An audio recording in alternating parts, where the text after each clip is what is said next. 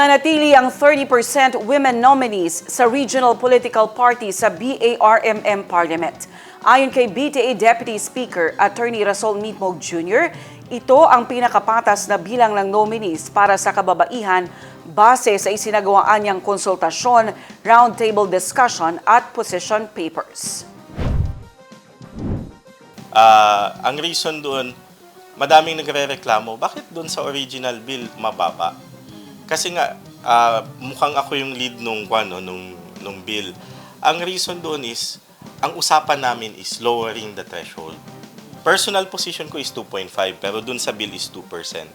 Kasi nga, ang unang usapan, ano yung threshold na mababa? 2%. Anong threshold na mababa sa babae? 20%. So, pinakinggan yung mga grupo, pinakinggan yung kwan.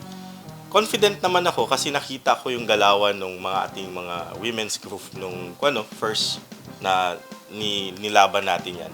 Alam mo ba yung sa first BEC, ang original proposition dyan is 10%.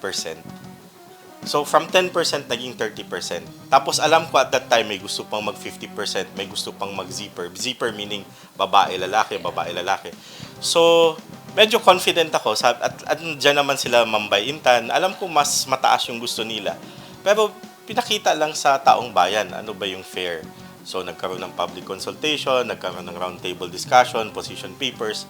Then lumalabas nga, ang pinaka-fair is yung 30%. Ganon din yung sa 5,000. Ibaba mo, ang iba mas gusto nila mas mababa. Pero at the end of the day, makita mo, fair yung 5,000.